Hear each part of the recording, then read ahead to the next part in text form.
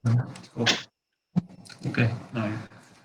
oke. Jadi saya mulai dari tokoh yang pertama yaitu Adam Smith, di mana Adam Smith lahir 1723 sampai meninggal 1790, seorang ekonom, seorang filsuf, juga sebagai seorang ekonom. Nah, Adam Smith itu membuat dua buah buku yang terkenal, yaitu yang pertama adalah The Theory of Moral Sentiment tahun 1759, dan kedua adalah An Inquiry into the Nature and Causes of the Wealth of Nation, atau yang lebih terkenal dengan buku yaitu The Wealth of Nation, di mana pada buku tersebut Adam Smith memperkenalkan sebuah teori yang disebut sebagai Theory of Absolute Advantage, yaitu teori mengenai keunggulan absolut, yaitu yang diutarakan adalah bila seseorang ataupun sebuah perusahaan ataupun sebuah negara itu menguasai sumber daya, maka perusahaan ataupun negara memiliki keunggulan absolut dibandingkan dengan negara-negara lain ataupun perusahaan-perusahaan lain. Nah, di sini Adam Smith melandasi teorinya dengan teori yang disebut classical free market atau teori pasar bebas. Kemudian beliau juga mengetengahkan konsep yaitu division of labor atau yang disebut dengan pembagian spesialisasi pekerjaan ataupun lebih dikenal sebagai adanya spesialisasi untuk masing-masing pekerjaan, sehingga produk yang dihasilkan oleh seorang pekerja yang spesialis akan lebih baik dibandingkan dengan bila dia mengerjakan beberapa macam pekerjaan sekaligus. Di sini juga diterangkan oleh Adam Smith bahwa bagaimana rational self-interest, jadi artinya self-interest yang rasional dan kompetisi itu akan mengarahkan kepada kemakmuran ekonomi. Kemudian untuk di buku tersebut yang terkenal, istilah yang sangat terkenal di buku tersebut adalah invisible hand. Istilah invisible hand itu apa? Yaitu bahwa dikatakan di sana bahwa terdapat invisible hand, yaitu tangan-tangan yang tidak kelihatan, itu yang mengatur pergerakan di pasar, mengatur pergerakan harga, mengatur pergerakan kuantitas dan segala macam, itu disebutkan sebagai invisible hand, di mana invisible hand itu artinya tidak ada yang mengatur, ya, tidak, sangat sedikit intervensi dari pemerintah untuk mengatur harga, mengatur aturan kuota segala macam, karena semua dibiarkan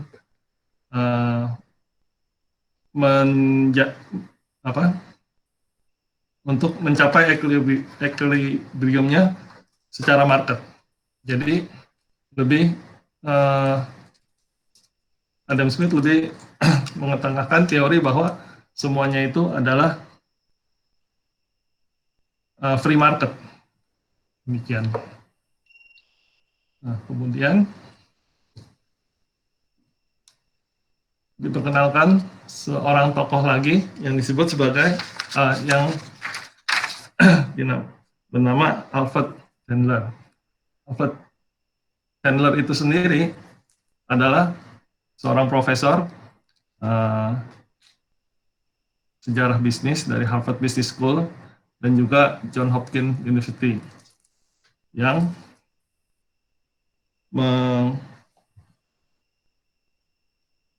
mempelajari mengenai scale and the management structure, mengenai skala dan struktur manajemen di perusahaan modern.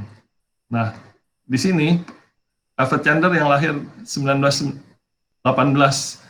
tersebut ini mengajukan sebuah teori ya yang disebut sebagai visible hand, the managerial revolution in American business. Jadi menurut Chandler bahwa para manajer ini memiliki visible hand, yaitu tangan-tangan yang terlihat.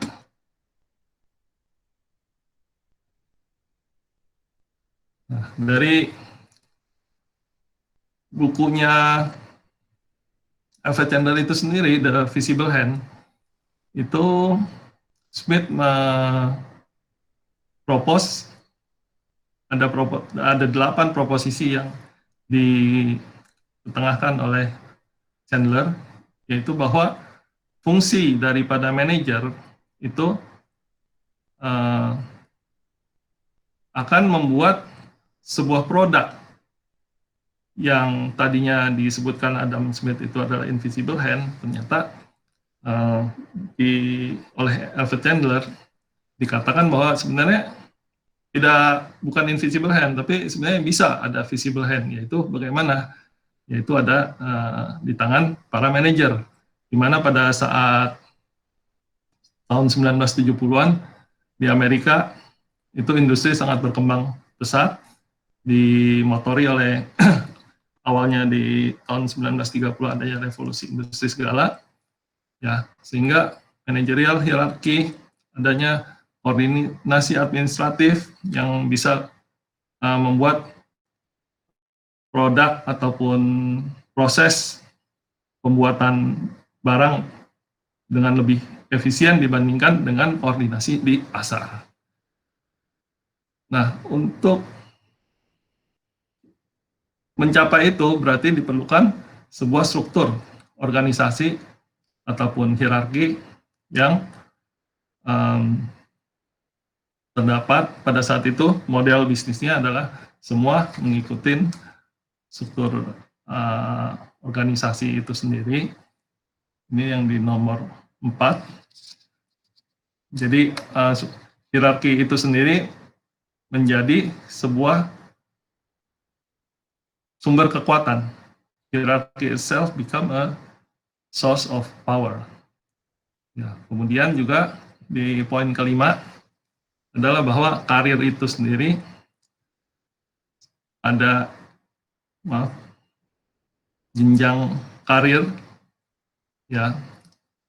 Jadi lebih meningkatkan profesionalitas dan juga skill teknikalnya.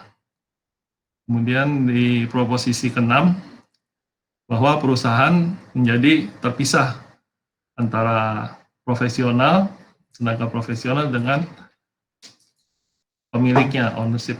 Yang mana pada zaman dulu kemungkinan antara sisi ownership dan sisi profesionalnya dipegang oleh satu orang. Di masa revolusi industri tersebut sudah terjadi separation antara fungsi ownership dan fungsi profesional. Kemudian di proposisi ke-7 yaitu para manajer tersebut lebih cenderung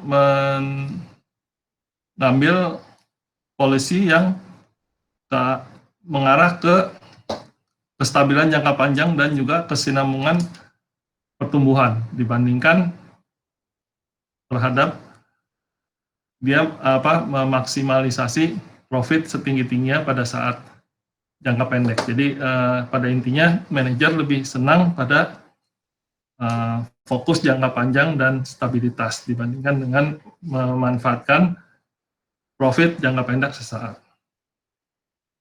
Kemudian di proposisi ke-8 diterangkan bahwa they altered the basic structure of this sector of the economy as whole. Jadi mereka menyesuaikan struktur tersebut dengan fungsi ekonomi yang berkembang pada saat itu. Jadi kesimpulannya yang di bawah itu adalah adanya transisi dari kompetisi murni, perfect competition, ke managerial capitalism ataupun kapitalis manajerial. Jadi ada dua pandangan yang berbeda dari Adam Smith yang lebih memandang bahwa semua harga ataupun transaksi yang ada di pasar itu dikendalikan oleh tangan-tangan yang tidak kelihatan, invisible hand. Tapi di satu sisi, Chandler berpendapat bahwa sebenarnya hal itu bukan invisible hand, tapi visible hand, yaitu harga barang dan semua produk-produk yang ada di pasar dikendalikan di tangan manajer-manajer profesional-profesional, teknisi-teknisi yang memiliki skill yang tinggi, sehingga didapat produk-produk yang lebih bermutu tinggi dan bisa dijual dengan harga yang lebih bersaing. Nah, dari dua pendekatan itu, ini bagaimana kita untuk menyatukannya, gitu. Karena ada dua sisi pandangan yang berbeda. Kemudian kita masuk ke tokoh berikutnya, yaitu Ronald Coase. Nah, Ronald Coase itu sendiri adalah seorang ekonom dari Inggris dan juga profesor pengajar di University of Chicago Law School. Coase menulis bukunya yang terkenal, yaitu yang diberi judul yaitu The Nature of the Firm tahun 1937, yang mana Ronald Coase ini sendiri memperkenalkan konsep dari transaction cost ekonomi yang menjelaskan mengenai sifat alami dan keterbatasan dari sebuah perusahaan. Ya, jadi ada satu bukunya lagi yang dibuat, yang ditulis, yaitu The Problem of Social Cost tahun 1960. Jadi pada saat Ronald Coase ini dia menulis buku ini, jadi beliau menyadari bahwa ada keterbatasan dari sebuah perusahaan untuk memproduksi secara baik masing-masing produknya, sehingga perlu adanya solusi. Nah, solusi ini yang diberi konsep, yaitu transaction cost. Jadi apa itu transaction cost itu?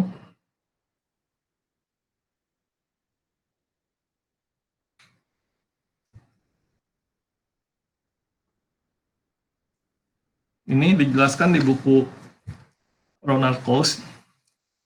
Itu adalah awalnya diawali dengan sebuah pertanyaan, yaitu mengapa sebuah perusahaan itu tetap eksis bila pasar itu sangat baik, sangat bagus, adanya invisible hand yang sudah mengatur mekanisme di pasar secara sempurna. Kenapa kok perusahaan tetap ada. Dan pertanyaannya yang selanjutnya adalah why would every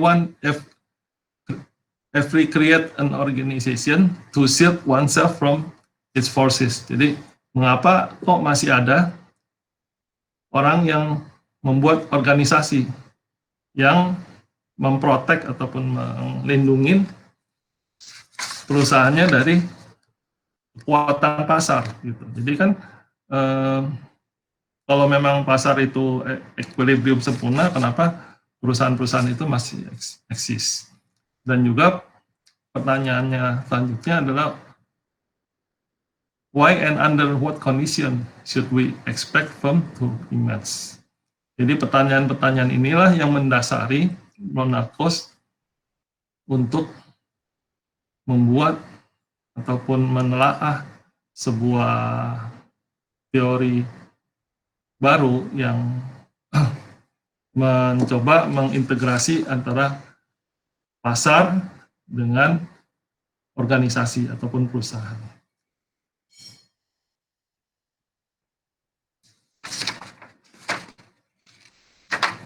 Demikian yang dijelaskan oleh Ronald Coase di bukunya yaitu The Nature of the Firm. Nah, untuk transaction cost economic itu sendiri, itu pada dasarnya adalah bagaimana sebuah transaksi itu apakah bisa semua barang itu diproduksi oleh di dalam sebuah perusahaan atau harus barang itu ataupun jasa itu dibeli dari luar. Nah, transaction cost economic menelaah mana faktor yang lebih efisien, ya, apakah produk ini bisa lebih efisien, lebih murah harganya bila kita buat sendiri, ataukah kita outsourcing keluar.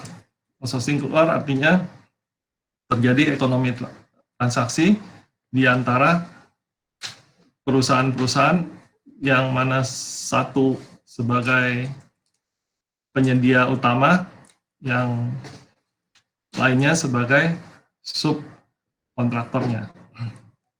Nah, dari pemikiran-pemikiran tersebut, maka Ronald Coase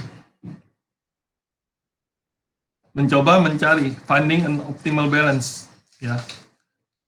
Jadi mencari bagaimana balance yang optimal antara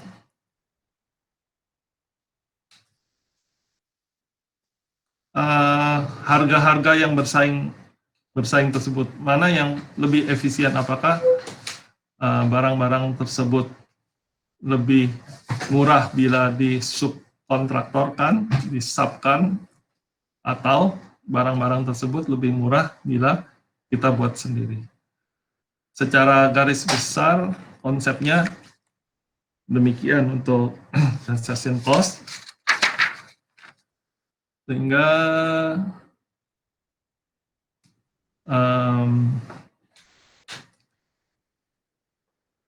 dikatakan di sini bahwa transaction cost yang didapat juga nantinya adalah adanya teknologi, perubahan teknologi itu akan membuat pengorganisasian biaya transaksi itu secara lebih minimal. Itu dari konsep dari Ronald Coase. Nah, konsep transaction cost itu sendiri kemudian lebih dipopulerkan oleh Oliver E. Williamson. Williamson itu lahir 1932, seorang ekonom dan juga seorang pemenang Nobel ekonomi tahun 2009, di mana beliau mendevelop fundamental works in transaction cost economy yang menjembatani gaps antara mikroekonomik dengan makroekonomik dan juga theory of contract law. Karena pada transaction cost economic sendiri itu banyak item-item yang disubkontrakkan sehingga memerlukan kontrak-kontrak yang berkaitan dengan hukum. Karena di dalam transaction cost economy sendiri harus diperinci secara jelas apa tugas dan tanggung jawab, pemakaian bahan dan segala macam item per item secara terperinci dan jelas, yang mana itu akan berakibat kepada kontraktual itu sendiri yang dibuat untuk mengikat kedua belah pihak yang bertransaksi. Demikian. Jadi di dalam penjelasan Williamson ini sebagai berikut, yaitu adanya, ini yang saya ambil judul di presentasi saya, yaitu Market and Hierarchy. Jadi transaction cost economy itu sendiri merupakan sebuah bentuk hybrid form, bentuk tengah-tengah yang menjembatani dua gap antara market dengan hierarki. Market itu apa? Yaitu market yang disebut pasar bebas, yang disebut juga oleh Adam Smith sebagai invisible hand, adalah kekuatan-kekuatan tangan yang tidak terlihat yang mengatur pasar. Sedangkan hierarki di sini adalah masuk ke dalam satu organisasi di mana hierarki itu sendiri itu berada di dalam sebuah organisasi, yang mana dalam satu organisasi itu memiliki struktur organisasi yang baku dan juga ada kewenangan yang lebih jelas dibandingkan dengan kondisi di pasar, di mana harga bisa diatur oleh pasar secara bebas, sedangkan pada saat barang itu diproduksi di perusahaan ataupun di suatu pabrik tertentu, maka hierarki itu yang akan berlaku. Nah, transaction cost economy itu sendiri adalah menyeimbangkan sebagai bridging, sebagai polar modes, di sini disampaikan polar modes, dan juga hybrid form. Hybrid form artinya hybrid, bentuk hybrid bisa kita transaksikan di pasar, bisa juga ditransaksikan di dalam sebuah organisasi. Yang akan dicapai dalam transaction cost economic itu sendiri adalah bagaimana kita mendapatkan efisiensi zone. Jadi zona efisiensi ini di mana yang kita dapatkan. Kira-kira penjelasannya demikian. Kita akan langsung masuk ke ini dulu, diagram. Ya, jadi apa yang bisa saya sarikan di sini, yaitu bahwa saya mencoba membuat satu tools yang menjelaskan daerah, kita sebut atas itu market, ya, artinya pasar yang bebas, pasar yang tidak bisa diatur, pasar yang diatur oleh invisible hand, dan di bawah ini ada organisasi. Organisasi adalah kebalikan dengan pasar, ya, di mana pasar itu unlimited, organisasi itu lebih limited, lebih terbatas secara sumber daya, segala dan segala turunannya. Nah, saya mencoba membuat tools diagram ini, yaitu ada garis putus-putus di tengah ini, yaitu ini sebagai garis pemisah antara organisasi dengan pasar. Jadi bagaimana interaksi antara pasar dan organisasi itu sendiri.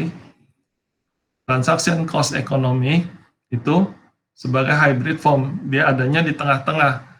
Diagram ini saya buat untuk memudahkan sebenarnya konsep bagaimana kita bisa menangkap dengan mudah, menangkap dengan cepat masing-masing konsep ekonomi yang tadi dijelaskan, gitu kan. Jadi awalnya kita bicara Adam Smith, adanya market, invisible hand, ya kita bicara di zona yang atas, gitu kan. Kalau kita bicara tadi yang Sandler mengenai organisasi, adanya hierarki, struktur organisasi yang jelas, itu kita bicara di bawah. Antara market dan organisasi ada batas. Ini tadi yang disebut sebagai di slide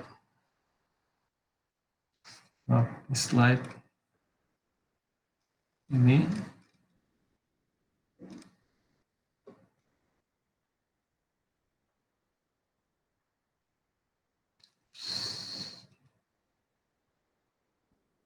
shield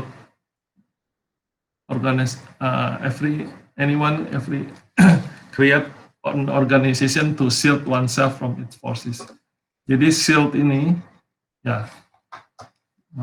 shield ini saya gambarkan sebagai garis ini.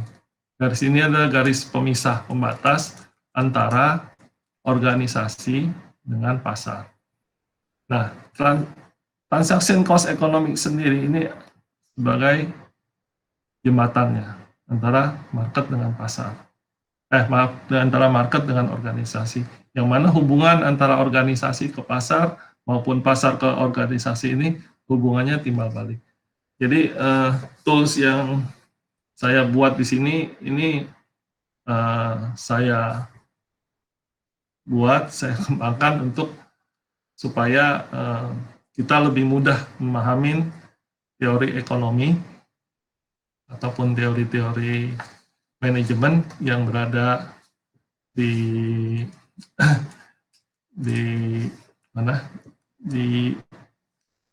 pasar selama ini, yang mana diagram ini sendiri ataupun diagram ini sendiri bisa berfungsi dengan sangat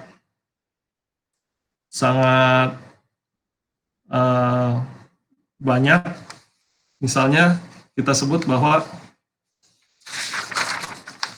di sini market dan organisasi, ya, di mana yang tadi kita sebutkan adanya kekuatan invisible hand, dan di sini adalah kekuatan visible hand. Transaction cost economy ada di tengah-tengahnya sebagai bentuk dari hybrid form. Demikian juga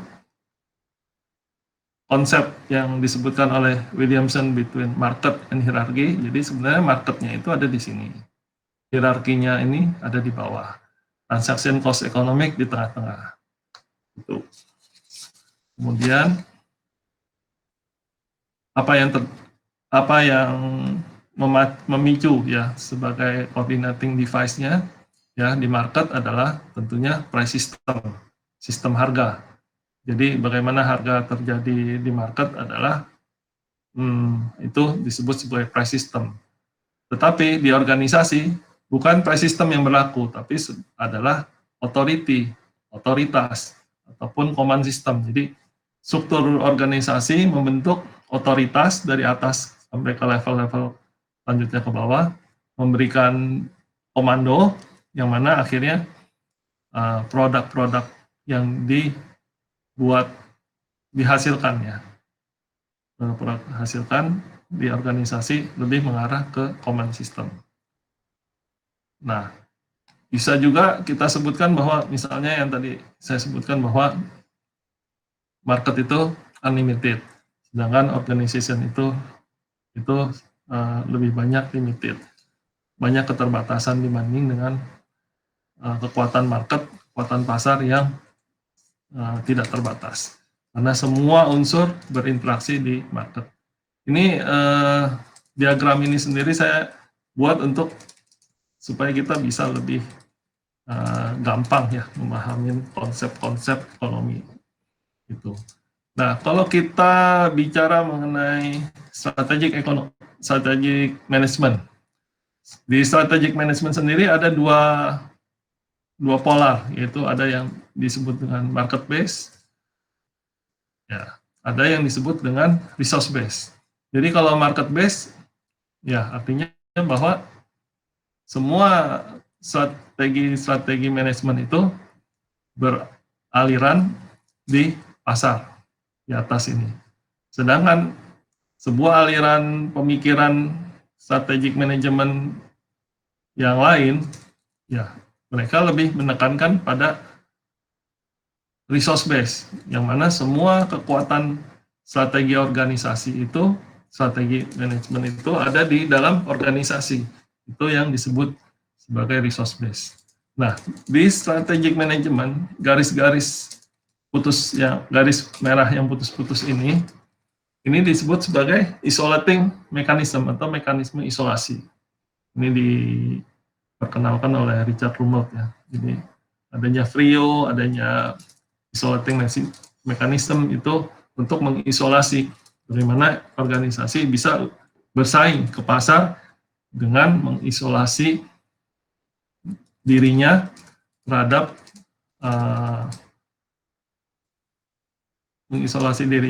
yang mana organisasi memiliki keunggulan bersaing dengan pesaingnya bila kita melaunching di pasar. Nah, saya lanjutkan ke sebuah, nah ini yang tadi saya sebutkan itu, bahwa untuk transaction cost economic itu sendiri, ya, banyak berkaitan nanti dengan kontrak-kontrak, karena semua kegiatan yang disubkontrakkan ataupun di outsource keluar, itu pada ujungnya akan berbentuk kontrak, yang mana kelemahan dari transaction cost economic itu sendiri bahwa transaksi tidak semua hal itu dapat ditulis di dalam satu kontrak. Jadi tidak mungkin kita tulis semua kontrak itu setebal apapun juga, tetap masih ada yang terlewat, gitu kan. Jadi ujung-ujungnya, walaupun kita menekankan pada kontrak itu sendiri, tapi adanya trust, kepercayaan ya antara satu pihak dan pihak lain yang melakukan transaksi itu juga harus ada. Kedua, mungkin juga bisa dilihat reputasi, bagaimana reputasi sebuah perusahaan itu untuk mendeliver apa yang sudah diperjanjikan di dalam kontrak. Ya. Nah, ada satu contoh di sini, yaitu di Tiongkok zaman dulu itu sudah ada yang dinamakan guanxi economic, yaitu mereka melandaskan semua perjanjian dagang mereka ke dalam hubungan yang disebut guanxi, yaitu hubungan kepercayaan. Jadi artinya mereka lebih mementingkan apa yang reputasi, ya ini sebenarnya sama, reputasi dan kepercayaan yang sudah diemban bertahun-tahun, ya dibandingkan dengan harus menulis kontrak buku yang setebal apa, tetap aja bisa ada potensi breach of contract kalau memang reputasi ataupun kepercayaan seseorang itu diragukan. Ya, mungkin contohnya sekarang apa Jo yang itu kalau beli di Tokopedia itu ada bintang apa? Bintangnya 5, bintangnya 4, ya mungkin itu yang disebut sebagai reputation gitu kan. Jadi berkembang dengan perkembangan zaman, ya yang boleh saya katakan bahwa trust dan reputation itu tetap harus ada, cuma mungkin bentuknya yang berbeda. Jadi ya saya sendiri kurang paham mengenai pembelian di Tokopedia ataupun di beli online, tapi katanya ada ada ulasan yang bintang 5, bintang 4. Mungkin itu juga arahnya akan ke sini, economy of contract. Nah, kemudian ada satu jurnal yang bisa saya sharingkan juga di sini, bahwa transaction cost economy itu dia memiliki 2 ataupun 3 alternatif, yaitu kita memiliki alternatif pertama, yaitu untuk buy atau membeli di pasar. Transaction cost economic itu menganalisa untuk apakah kita membuat sendiri atau make di internal perusahaan kita, ataupun solusi selanjutnya adalah kita melakukan kedua-duanya, yaitu kita beli produknya di pasar, pada saat yang bersamaan kita juga membuat produknya itu di organisasi kita sendiri. Tentunya keputusan antara buy or make or both itu di keputusan itu dilandasi oleh bagaimana strategi kita berpikir untuk melindungi strategi sebuah perusahaan untuk keberlangsungan, ya. Ataupun misalnya kita ambil contoh strategi sebuah negara, karena misalkan Amerika, walaupun Amerika mempunyai sumber minyak bumi itu dia sendiri, tapi dia tetap mengutamakan import dari luar, ya, dari negara Timur Tengah, dari Afrika, dari segala penjuru. Amerika mengimpor, sedangkan sumber cadangan minyak buminya Amerika sendiri itu dieksploitasi baru sangat sedikit. Ya, jadi mereka lebih prefer buy daripada make. Tapi make-nya 10%, mungkin banyak 90% itu juga disebut sebagai bot. Artinya bila mereka berpikiran kalau misalnya minyak bumi di dunia ini sudah hampir habis, maka mereka mempunyai keunggulan bersaing, yaitu bahwa cadangan minyak buminya mereka masih cukup banyak karena mereka membeli dari luar. Itu pun juga yang dilakukan oleh Tiongkok, karena Tiongkok walaupun mempunyai sumber daya alam yang lumayan besar, mereka sekarang cenderung membeli.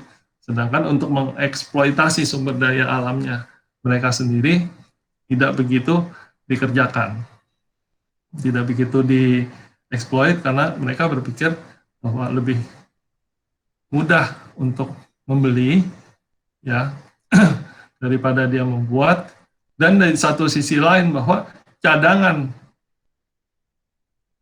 yang mereka miliki itu di dalam negeri itu sendiri masih sangat banyak, mungkin sedikit yang di make, sehingga pada saat di pasar ini barang ini sudah tidak ada ataupun langka, baru mereka mengeksploitasi apa yang dimiliki di internal.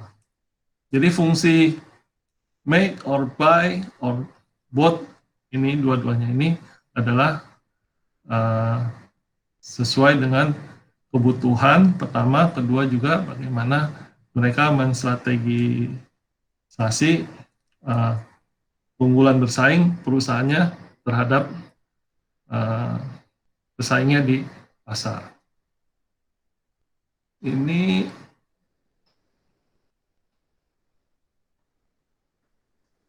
saya coba menulis menggambarkan juga bahwa antara pasar dan organisasi, market, di tengah itu sebenarnya ada fungsi informasi. Fungsi informasi ini sendiri yang mana bila ini transaction cost economy itu juga berkaitan erat dengan informasi, yaitu bahwa bila informasi ini yang sekarang ternyata makin berkembang teknologi informasi IT, ya, maka transaction cost economy akan lebih marak. Yang terjadi adalah kita lihat banyak app seperti Grab, GoPay, Tokopedia, Ya, ini yang untuk jual barang, Grab mungkin untuk yang pengantaran makanan, minuman, nganterin orang, barang, dan lain sebagainya. GoPay untuk metode pembayaran, Antar aja untuk pengirimannya, ini penjualannya. Jadi semua teknologi-teknologi yang terjadi ini sekarang ya sangat dimudahkan dengan adanya perkembangan teknologi informasi. Jadi teknologi informasi yang berkembang itu sendiri otomatis akan mempopulerkan ataupun malah maksudnya lebih memudahkan konsep transaction cost economic itu sendiri untuk bisa berkembang di pasar. Ya. Itu dari saya sekilas mengenai konsep transaction cost economic sendiri. Yang di atas mungkin bisa dibaca ya, itu lebih ke arah framework-nya ya. Framework-nya mungkin bisa dibaca sendiri. Ini ada satu tokoh lagi yang tadi terlewat itu, yaitu seorang tokoh ekonomi yang bernama Herbert Simon, seorang ekonom, itu memperkenalkan istilah bonded rationality. Apa itu bonded rationality? Disebutkan di sini adalah bahwa bonded rationality adalah ide bahwa human behavior, bahwa orang cenderung untuk bertindak rasional, but only limitedly so. Tetapi hanya limited, terbatas. Jadi sebenarnya human behavior itu sendiri lebih bertindak irasional menurut Herbert Simon itu. Jadi ada faktor bonded rationality yang melekat pada setiap manusia. Nah, di sini disebutkan juga ada quote-nya yang bisa saya sharing, yaitu anything that give us new knowledge given us an opportunity to be rational. Ya, kira-kira demikian konsep transaction cost economic yang bisa saya sharingkan pada hari ini. Terima kasih untuk